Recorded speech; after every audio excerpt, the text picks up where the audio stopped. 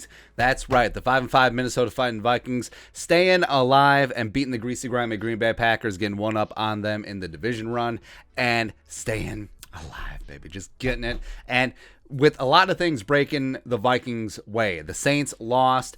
They lost the Eagles too, but whatever. The Niners won, but that's still whatever. Carolina lost. Washington lost. Guess what? The Vikings are now in the sixth spot. In the NFC playoff push. So they're sitting in the second wild card. They do have the tiebreaker currently over the Saints and the Niners, both at 5-5, because the Vikings have a better in-conference schedule. They're going to have a lot more conference games on the back end. So, yes, hope is still alive, and the Vikings, after a historically slow start and a couple of things starting to go their way, and they're actually starting to learn how to close out games. Hopefully they can do a better job of it.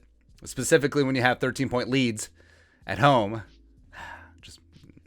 Niners, Sunday, big time game. Huevos. You need huevos to win that game. So that's where the Vikings are sitting currently. Ahead of them, Arizona is still in the one spot. We're recording this right now during the Arizona-Seattle game. Arizona's up 7-0, so this could... it's not going to change by much. Dallas is also playing Kansas City. Doesn't really concern the Vikings right now, but the Packers at 8-3, what it be? Even though the Vikings are still 3 games out.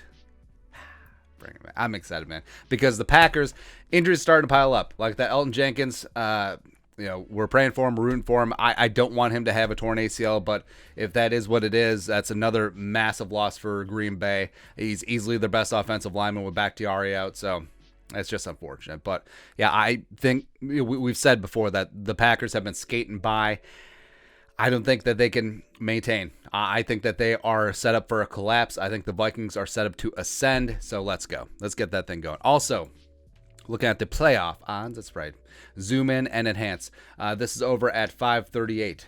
Enhance. There we go. All right, so the Vikings currently have a robusto 59% chance to make the playoffs per their data numbers polling. Things much smarter people than I put together. Also, they have a 10% chance to win the division. Also, they have a 0.4% chance to get the 1 seed, which, it's better than 0. Also, they have a 2% chance of winning the Super Bowl, which is twice as much as the Browns and the Steelers and the Niners. No big deal. But that was a big-time win. Big-time win where, even though, of course, we're trying to look a gift horse in the mouth, why didn't you win by more? Why did you not give the game away? But a win's a win. I was told, you are what your record says you are. Blah, blah, blah, blah, blah. All that stuff. So the Vikings getting it done. And guess what?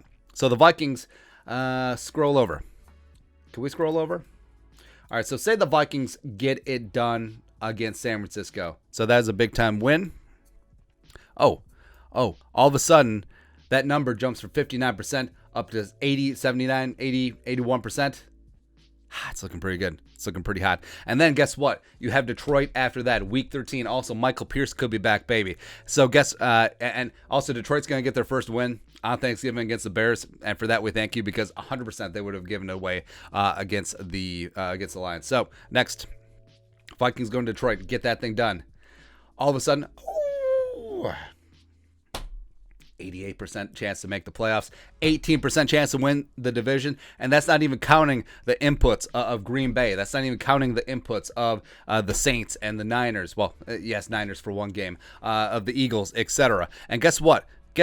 Green Bay has to play the Rams, and the Rams dropped a couple games, ain't looking too good. So you know that they are pissed off. They're pissed off to avenge their narrative this year, because they're all in. They're all in on the season. Plus, this is where their playoff dreams died last season on stupid Lambeau Field. So they're going to go into Lambeau, and they're going to give the Packers their best punch.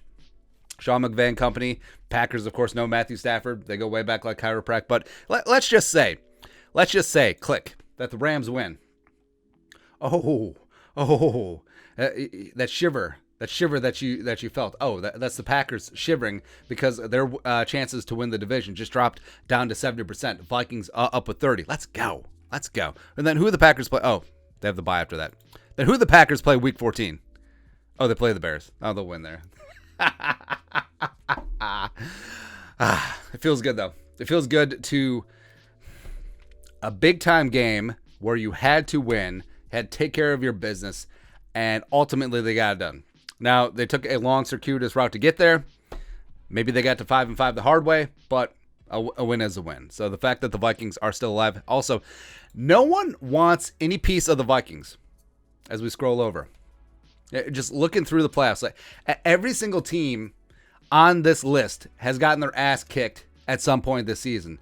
The Vikings haven't had that. Like, all of their losses were within one score. All 10 of their games, the Vikings had led by 7 points. So that's something that's in the Vikings' favor. And like we said, the frustrating part about the first half of the season is how the Vikings could have been 9-0. They could have been 8-1, 7-2 minimum, right?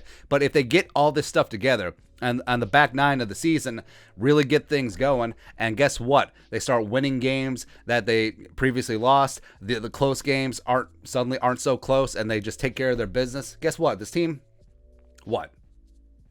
11-6, 12-5. We can dream. We can dream, but they are going to be a force because Arizona, I mean, is Kyler a nuke? Are they ever going to be back? Dallas might be fading a little bit. Green Bay, like we said, is a house of cards. Tampa Bay, they've shown that they're fallible. They're going to kick the Giants' ass on Monday night, but that's whatever. The Rams have certainly showed that they can drop a goose egg or two. The Saints, pretenders. Niners, yeah, even though they're surging. Eagles are starting to come along. Nick Sirianni, respect. Panthers had their nice moment. Oh, Cam Newton is back. You lost to Washington. Yeah, whatever there. Also, look in the AFC, just for schnitz. Yeah, Tennessee. So Tennessee lost to the Texans. That's rough. The Ravens barely survived Chicago. Of course, that's because Lamar Jackson didn't play. The Patriots. No one wants any part of the Patriots. I actually think the Patriots are, if they're not the best team in the league right now, they're up there. And no one wants to go to Foxborough. The Bills lost today, by the way. They're just getting shellacked by the Colts, who are coming along as well. How'd you like to be 6-5? Wait. Yeah, how's that work?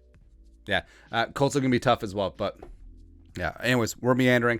Vikings keeping SKOL alive. 6 seed and rising. 6 seed and rising. Because guess what? It's sort of a win-win for the Vikings when the Rams go up to Green Bay. Because, yes, it would be nice if the Rams won and then Green Bay lost a game and the Vikings can make up a game if they beat the Niners next week in the division chase. But also, I mean, if Green Bay somehow wins, somehow, some way, if the Rams just turtle it, they go all in and lose just like Teddy KGB, and then the Vikings make up a game in the wild card race. Could the Vikings get to the primo number 1 wild card, the 5 seed? It's extremely possible. It is very possible. So keep SKOL alive. All the haters and losers who jumped off ship, maybe wanted to fire Mike Zimmer. Through all this, I still say fire Zimmer. But